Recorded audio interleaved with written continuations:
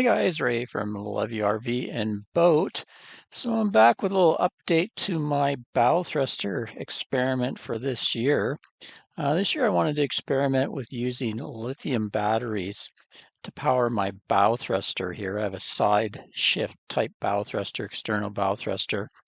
And I thought if I could use lithium, I could mount them much closer to where the bow thruster is, right at the far bow of the boat, and I could shorten a lot of the wire runs that way.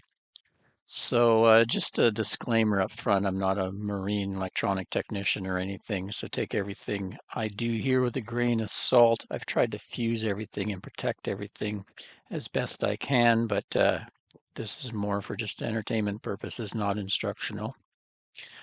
So the original system when I got the boat had the starter, there's dual starter AGM batteries. I guess when they put the bow thruster in, they had to go with two AGM batteries to run it. That's what the SideShift company asked for. So those were installed, and basically there was a wire run coming from them to a switch and a fuse that's part of the SideShift bow thruster kit. So it's an on-off switch, and there's a 400 amp NL type fuse there. And then it ended up going to the bow thruster relay, which was located in the bow area of the boat. And there's also a wireless controller there because there's two wireless controls for the bow thruster, one on the fly bridge and another that's like a fob you can carry around. So I've gone in and changed a few things. I wanted to keep that system intact as a fallback in case my lithium experiment didn't work. I could quickly switch this back. So I've installed a two-way switch here, so I can either have the existing old system as the power drive for the thruster, or this new system that I've installed, or I can turn it off completely if I have any kind of major problem going on. I can just go in there and turn the power right off. So when I had the boat in the boatyard, I installed a 460 amp hour Vadiaire battery, and it did work. But once I got the unit in the water, the boat, I found that the bow thruster with the force of the water was drawing well over 300 watts when it was active. So it was coming up pretty close to the continuous power rating of that battery. And reading their manual too, they call for surges of up to 525 amps. Where the Vadier, I wasn't exactly sure of their surge and how long their surge would last. So I decided to take that and use it as my house bank too, and move the watt cycle batteries that I was using there up front. They actually fit in the space a little nicer, and they are parallel together, and they have a much more amperage output capabilities. I think surging up to 1200 amps even. So as far as fusing, I've bought myself a 400 amp ANL fuse to kind of copy what they did there as a protection. And also on each terminal, I've put a 300 amp marine rated battery fuse just to protect any wiring there between that and that. So it's pretty well fused there. Now, lithium batteries can output quite a bit, and it's possible that in a short circuit scenario, they can flash over on a fuse and it's kind of like an arc over. And they even rate fuses for that. So these are rated at 10,000 amps for that. But there is a different fuse called a Class T fuse that's rated at 20,000. Most of the bigger battery banks, lithium battery banks, are using those now. I think you can get away with these fuses, but better to have a Class T fuse. So at some point I may update this to a Class T just for that safety aspect. But at this point, the batteries have their own battery management system with short circuit protection. And then I have this fuse and this fuse. So I'm pretty okay with that. It's just, the guidelines to the American Yacht Council um, really recommend a Class T fuse for lithium batteries these days. So that goes to that relay and over to here. And so far it's worked beautifully. We've been using the bow thruster for the last month or so, and it hasn't hicked up at all, and it's got a ton of pull on it. It seems much better than the old system that had a long wire run from the starter batteries that are in the engine bay. Must have been a good 20-foot wire run to get to where the thruster relay was.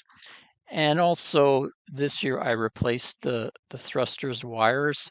When I had it out of the water, I found out that they had corroded quite badly at that in where they had been inside in the seawater. I guess the seal had leaked a bit, and they're all black corrosion. So I put brand new cables there as well and cleaned up all the terminals. Now I did have a problem with the wireless controller when I first installed this system with the other battery. And I must have located a little too close to the thruster relay because it seemed when the thruster would turn on, it would kind of work, but then stop working, and the wireless controller would have to be reset. So my theory was too close to this thruster relay, and with the amount of current that goes through these wires in the relay, it was tripping that controller and causing it to shut off. So I moved it as far away as the wires would allow and away from any other wires, and it's been fine since.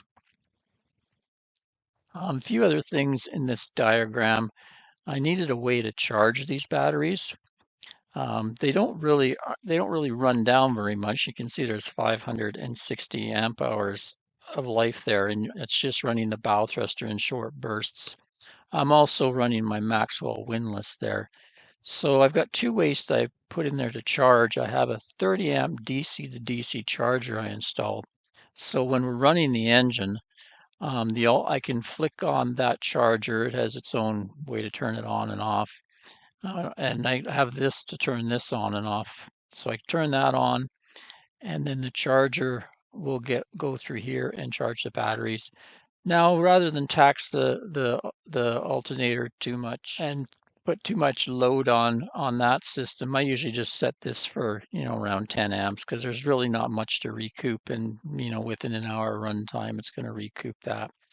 If they were to run down a lot, I have a 30 amp charger that I have kind of installed, not permanently, just kind of in a cabinet, and I can plug it into shore power, or I can plug it into the boat's inverter and use my other batteries through that to recharge the system. And I just have that run into this breaker.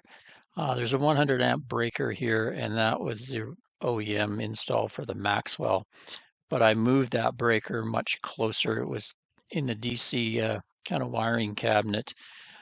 So I was able to move that much closer for the Maxwell windlass, and it runs really nice off the lithium batteries as well. So both the thruster and the windlass have done pretty good in that situation.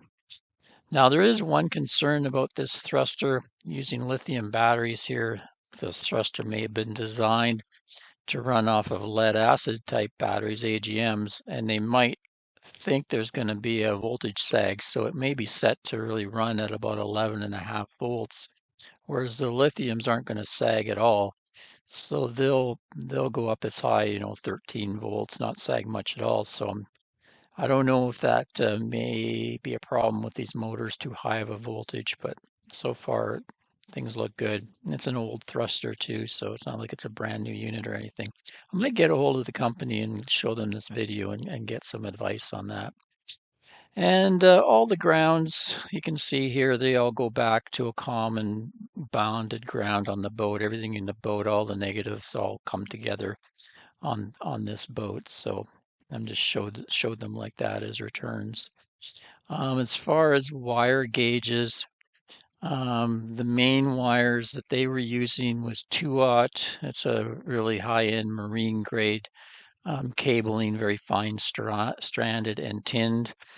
It seems to handle everything okay. But you can see there's a 400 amp fuse that they rated in there, and a lot of times a 2-aught cable seems pretty high for that. So I don't know, I'd like to upgrade that to a 4-aught cable, but that's darn expensive, so we'll see how that goes. Seems to have been working fine, and that was a professional install, so they must have went through all the ratings to come up with that.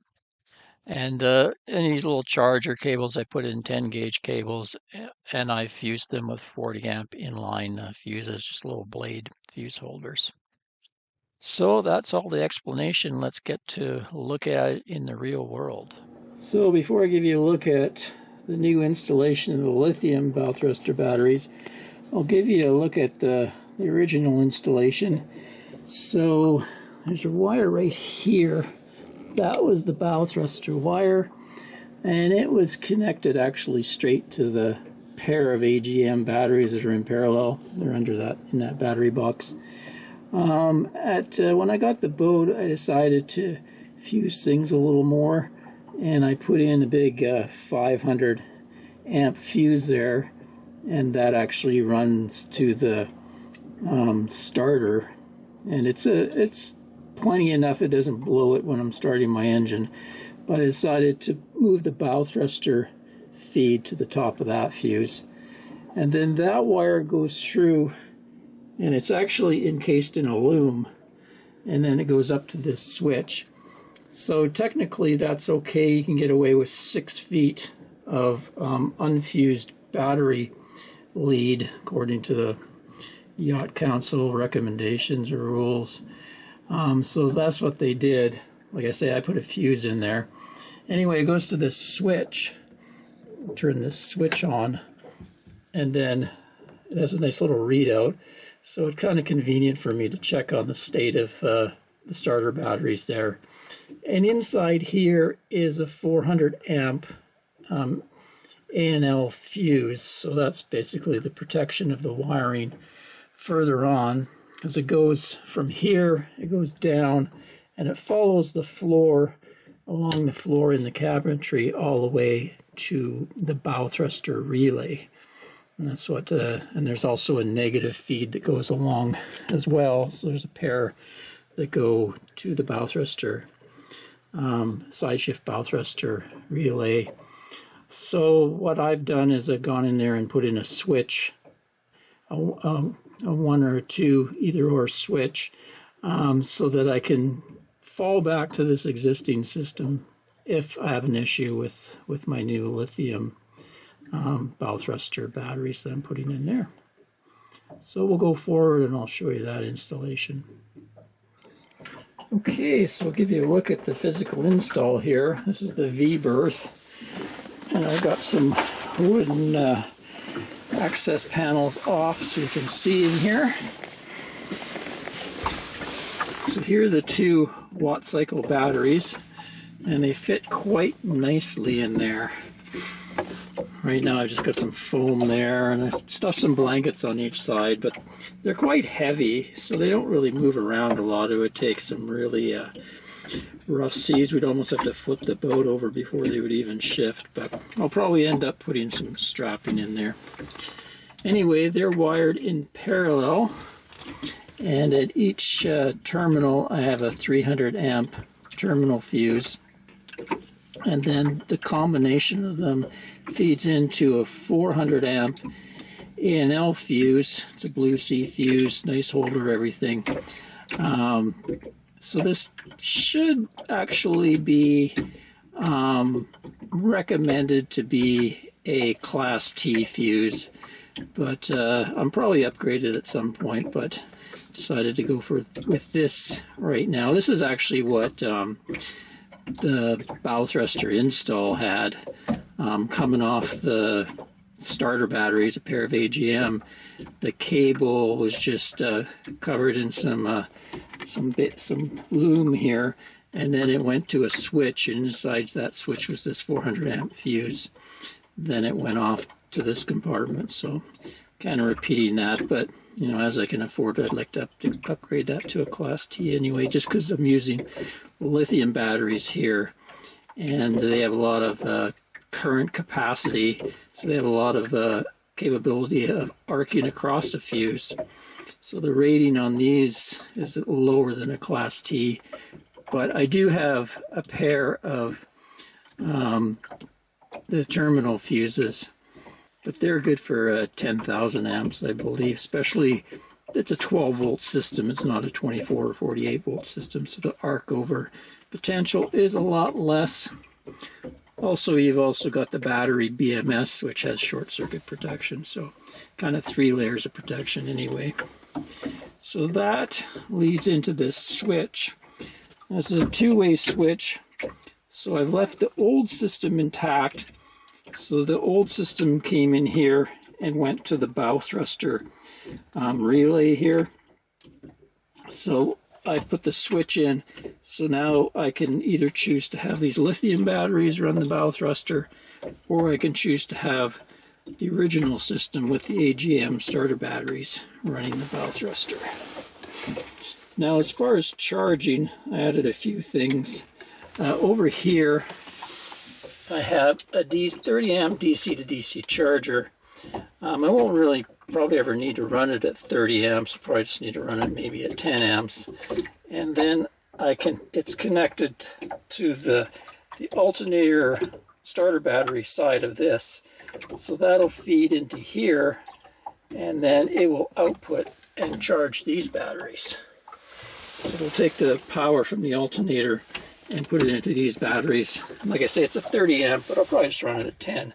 Because all this is going to be doing is running the bow thruster and the windlass for the anchor. So it really won't have much capacity loss and can quickly be recouped. But in case I have to do some charging, higher amperage charging, I do have a 30 amp charger that can do both lithium and lead acid. So there's a wire coming in through here. I'll show you where the charger is actually. But it comes in here and it goes up through a 40 amp fuse here and goes to the one side of the windlass, which is a 100 amp breaker. That was in the existing system as well. And then that's connected to the output of that switch. So the switch, I can also use it with that battery charger to charge either these, or I can have it charge my engine AGM batteries, which is kind of nice if they're low for any reason. I can use shore power, or I can use my house system with its inverter to recharge either of these batteries. Anyway, this is the bow thruster relay. So it switches the voltage back and forth, and then it decides the polarity depending on which way it wants the bow thruster to go, to port or starboard. And then this is its wireless pickup. Now, in the original system that I did in the boatyard, when I had the Vadier batteries in here, I must have put this too close to the switch, because we're having problems where when this thing, sometimes it would knock out the wireless and I'd have to reset the wireless. So I think so much energy was coming through here, it was creating electromagnetic interference and causing that wireless to have an issue. So I moved it as far away as it will go and haven't had a problem since. So I think that's what was causing that. Also here, this is our compass for the Raymarine system and our autopilot.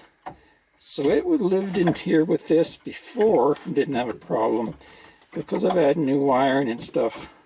And I got some advice from a commenter that used to work as a marine technician and knew all about these. He said those wires being very close to this could interfere, although we'd never really used the bow thruster at the same time as the autopilot. But I have located it a little bit further away from that wiring. And then I've also added some loom where it goes through, those go through the bow thruster, and those are going up to the windlass. Anyway, that's about it. Oh, the charger also has a 40 amp fuse there, and it's got a 40 amp fuse there, just for safety, so everything is fused well in here. I'll give you a look at where that charger is located. So it's not going to get used very much, so I just have it down in this cupboard. And when I use it, I have some airflow there for it. And its cord just gets taken in here. Another battery bank is in here, but I just tuck it under here. And when I want to use it, it's either going to be shore power or it's going to be coming off one of my house banks. Anyway, you can see I can set it here for lithium, or I can set it for a 12 volt regular, so I can charge that lithium bank or the AGMs, and then just go through there, set the mode, and OK, and then it will go through and charge those for me. Well, like I say, usually the DC to DC charger will keep it topped up when we're underway. It's pretty easy to do. Put back any capacity, but those batteries are 560 amp hours, so it take off a long time to run them down. So the DC to DC charger in there has an amp, so it's very convenient to check out voltage and adjust the current, max current, and also turn it on and off. So right now you can see input voltage 12.8 volts and output voltage 13.3 volts. So that's the lithium stage, and that's the starter batteries. Nothing's happening right now because it says input voltage eliminate. That's because I've actually turned it off. Go here. See, there's an on-off switch, which is kind of nice. And then I can set my maximum output here up to 30 amps. And I can set my output voltage, input start voltage, and input stop voltage. So, works out pretty good. When I need it, I just turn on this source. There's a switch in the engine room, so I can turn it on, and then just start up this app, and it will charge those lithium batteries for me. So the batteries and bow thruster batteries have an app. I just label it bow thruster. You can see right now it's 100%. It's fully charged, just in standby mode. And then I can see what kind of amperage draw there is and wattage, and just check the temperature. Right now it's 60.8 Fahrenheit down there, because we're in the boat, and the bow is actually, it's down deep in the bow where there's water, so the water ocean around here is pretty cool, so it stays pretty cool in there. But we'll be able to check out what kind of draw there is on the bow thruster using this app. So just do a quick test for you. First we got the windlass. Oh, breaker downstairs isn't turned on. Its controller down here has a breaker. There we go. So it does have a control up here. And also I have a control down there, kind of a remote cable control, which is normally how we use it, but I'll just show you. Give you a quick look that it is working. And this thing doesn't tax those batteries at all, because it is a 100 amp breaker, so it barely gets up to 100 amps even when it's pulling really hard. For the bow thruster, there's a button here to start it. It used to be here, but found out this pad wore out, wouldn't work anymore, and this thing's horribly expensive, like $300-400 or something. So I wired in my own switch here, so just hold that, lights up with a blue light, and then you can go hear it going back and forth there. Let's go down with the fob and we'll test how much draw there is on that. Okay, so it also has a wireless fob. Be handy just to show you here, and you hear a big click when that really engages.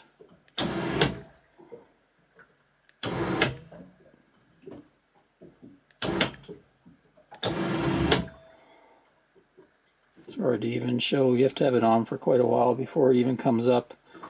And I don't want to do that right now because we're actually anchored, but you get the idea. There she is down there.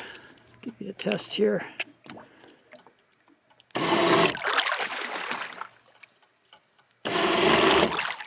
That's normally all that's happening is, 5 seconds, 10 seconds max. Need us to correct course and maneuver in the marinas. Till next time, Ray from Levy RV and Boat. Cheers, guys.